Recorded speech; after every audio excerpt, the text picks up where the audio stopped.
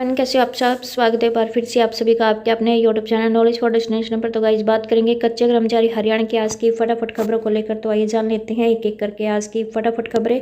तो गाइस देखो, first update आपकी करनाल से कि पैक्स कर्मियों ने मांगों को लेकर किया काम बंद और कहा कि महाप्रबंधक की तानाशाही नहीं की जाएगी बर्दाश्त। तो जिले के पैक्स कर्मचारियों ने यहाँ पे सोमवार को काम बंद करके कोऑपरेटिव बैंक के कार्यालय में धरने पर बैठ गए हैं, और जिसमें यहाँ पे यूनियन ने कहा कि 19 नवंबर व 26 नवंबर को महाप्रबंधक कोऑपरेटिव बैंक करनाल को मांगों को लेकर नोटिस सौंपा गया था। जिला उपायुक्त तथा पुलिस अधीक्षक को भी यह पत्र भेजा गया था। महाप्रबंधक ने यूनियन के प्रतिनिधिमंडल को वार्ता के लिए नहीं बुलाया और महाप्रबंधक द्वारा अनदेखी किए जाने से कर्मचारियों में भारी रोष है। प्रांतीय प्रधान देवेंद्र राणा ने कहा कि महाप्रबंधक की तानाशाही बर्दाश्त है जो नहीं की जाएगी। जो समस्याएं हैं उनका हल बातचीत के जरिए किया जाए। महाप्रबंधक का रवैया अड़ियल रहा तो धरना प्रदर्शन इसी प्रकार जारी रखा जाएगा।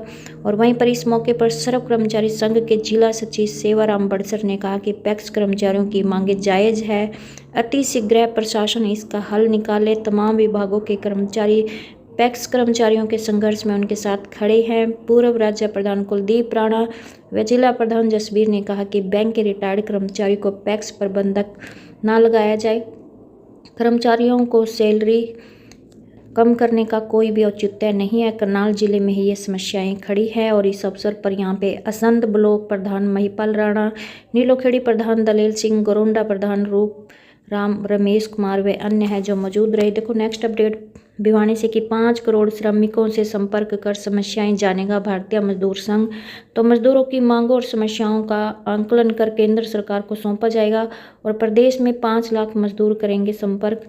तो गाइज यहाँ पे मजदूरों के हित में काम करने वाला भारतीय मजदूर संघ अब उनकी समस्याओं को जानने के लिए उनके घर और कार्यक्षेत्र में पहुंचेगा और इसके लिए देश भर में 15 दिनों तक चलने वाले श्रमिक संपर्क अभियान के तहत देश भर में 5 करोड़ मजदूरों से संपर्क किया जाएगा। इसमें संगठित, असंगठित, सरकारी, गैर सरकारी के साथ साथ यहाँ पे रेहड़ी चालक, ऑटो रिक्शा सहित प्रत्येक क्षेत्र के मजदूरों से संपर्क किया जाएगा और प्रदेश में 5 लाख मजदूरों से संपर्क किया जाएगा, जिसके तहत 22 जिलों में 143 खंडों में टोलियों को गठन कर अभियान शुरू कर दिया है। और यह जानकारी दैनिक जागरण के संवाददाता को भारतीय मजदूर संघ के उत्तर क्षेत्र के संगठन मंत्री पवन कुमार ने दी है, जो कि विशेष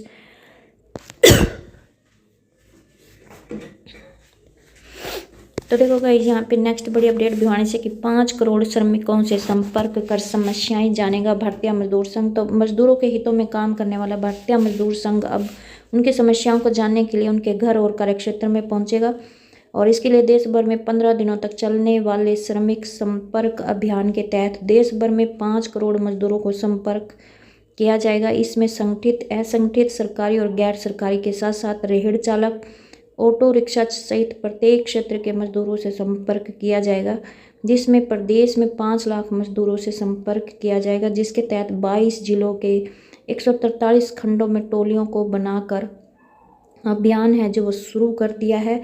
और यह जानकारी दैनिक जागरण के संवाददाता को भारतीय मजदूर संघ के उत्तर क्षेत्र के संगठन मंत्री पवन कुमार ने दी है, जो कि विशेष प्रवास के दौरान भिवानी के केशव धाम में पहुंचे थे। और भारतीय मजदूर संघ के उत्तर क्षेत्र के संगठन मंत्री पवन कुमार ने बताया कि भारतीय मजदूर संघ की स्थापना 23 जुलाई 1935 को हुई थी और संगठन का मुख्य उद्देश्य मजदूरों के हितों के साथ साथ सामाजिक दायित्व निभाना भी है। और अभियान के तहत संघ के संघर्ष उपलब्धियों से संबंधित मजदूरों को पत्रक दिए जा रहे हैं और इसके अलावा यहाँ पे उनकी समस्याओं को भी अलग से लिखा जा रहा है। अभियान पूरा होने के बाद देश भर से इन पत्रकों का संकलन किया जाएगा, जिन पर फरवरी 2025 में यहाँ पे गुवाहाटी में अखिल भारतीय बैठक में चिंतन किया जाएगा और इसमें चिंतन के बाद केंद्र सरकार के सामने इन समस्याओं को रखा जाएगा ताकि समाधान है जो वो हो सके।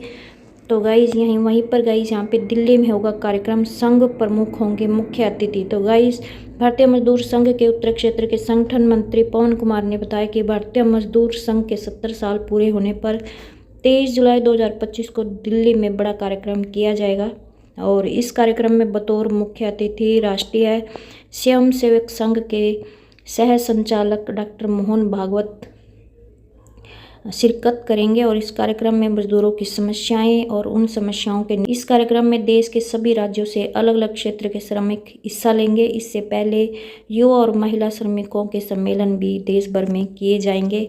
और वहीं पर गाइज यहाँ पे प्रत्येक राज्य बनाएगा 70 ट्रेड यूनियन, जिसमें गाइज यहाँ पे यूनियन में भर्ती की जाएगी और विस्तार की रचना भी की जाएगी। और इस नई ट्रेड यूनियन से संगठित और असंगठित संरचनाओं के मजदूरों को जोड़ने का काम है जो किया जाएगा। इसके अलावा पत्रकारों के लिए भी यूनियन है जो बनाई जाएगी।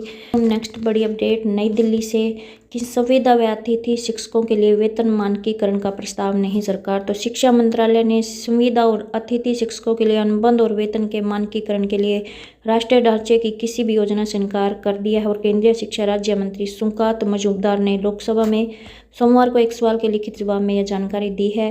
कांग्रेस सांसद धर्मवीर गांधी ने पूछा कि क्या सरकार के पास संविदा या फिर अतिथि शिक्षकों के लिए अनुबंध और वेतन के मानकीकरण के लिए राष्ट्रीय ढांचा स्थापित करने की कोई योजना है, ताकि यह सुनिश्चित हो सके कि उनके लिए किए गए काम के लिए उन्हें सम्मान मुआवजा है जो दिया जाएगा।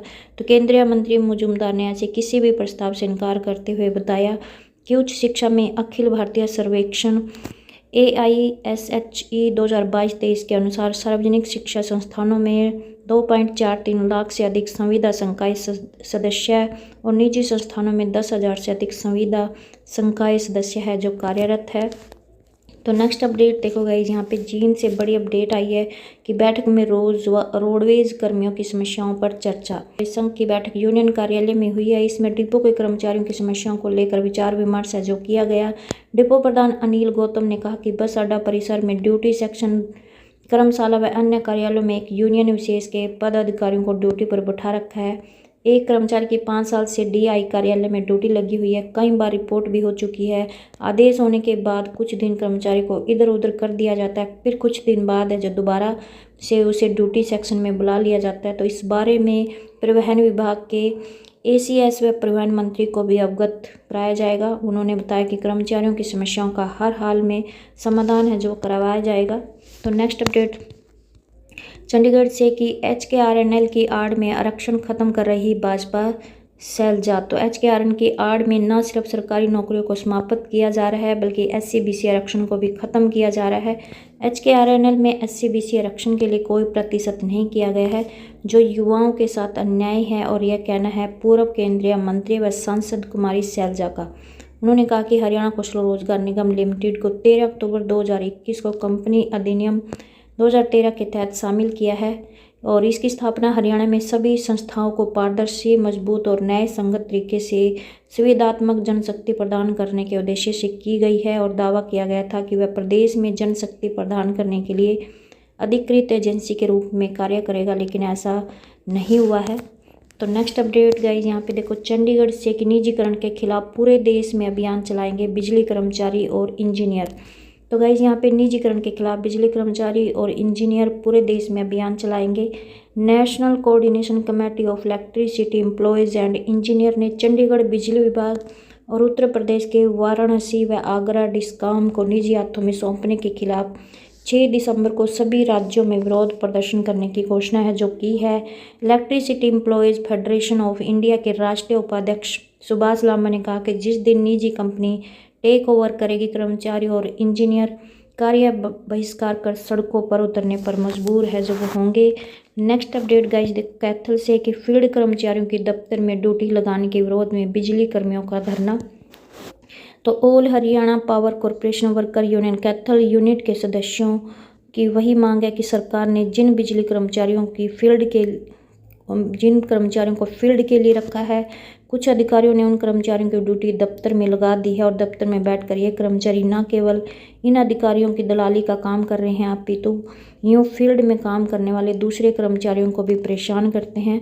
इसके विरोध में लगभग सप्ताह भर से जो वर्कर है यूनियन के बैनर तले फील्ड स्टाफ के कर्मचारी नवग्रह चौक के विद्युत भवन पर धरना प्रदर्शन है जो कर रहे हैं। और सोमवार को भी 6ठे दिन विरोध में कर्मचारियों ने विद्युत भवन पर प्रदर्शन कर अपना विरोध जताया। और सोमवार को प्रदर्शन और गेट मीटिंग की अध्यक्षता करते हुए यहाँ पे CT2 के जय संदीप ने कहा कि जिन कर्मचारियों के ऑर्डर फील्ड में हुए हैं उनको ऑर्डर नोट करवाया जाए और अगर नोट नहीं करते तो उनकी चार्ज शीट बनाई जाए। जो भी अधिकारी इनके ऑफिस में बैठे हुए हैं, उनकी हाजिरी भेजते हैं तो उनकी भी चार्जशीट है जो बनाई जाए। अगर समय रहते इन ऑर्डरों को लागू नहीं किया गया तो यूनियन आने वाले समय में आंदोलन को और भी ज़्यादा है जो तेज किया जाएगा। और वहीं पर गाइस यहाँ पे अधिकारियों का कहना है कि कर्मचारियों की मांग नाजायज़ नहीं कर सकते पूरी अधिकारी। तो उत्तर हरियाणा बिजली वितरण निगम के अधीक्षक अभियंता सोमवीर बालोठिया का कहना है कि उन्हें इस मामले की कोई जानकारी नहीं है, इस बारे में संबंधित एक्शन ही बता सकते हैं। और एक्शन कैथर मनीष का कहना है कि कर्मचारियों की मांग पूरी तरह नाजायज है जिसे पूरा नहीं किया जा सकता। और ऑफिस में बैठने वाले कर्मचारियों की कमी है और उनके पास फील्ड में स्टाफ ज़रूरत से ज़्यादा है, इसलिए कुछ फील्ड कर्मचारियों को ऑफिस में ड्यूटी पर लगाया गया है ताकि लोगों का काम है जो होता रहे। तो ये थी गाइस आज की छोटी बड़ी अपडेट। आई होप आपको ये अपडेट अच्छी लगी। प्लीज़ चैनल को सब्सक्राइब और वीडियो को लाइक एंड शेयर करना ना भूलें। धन्यवाद।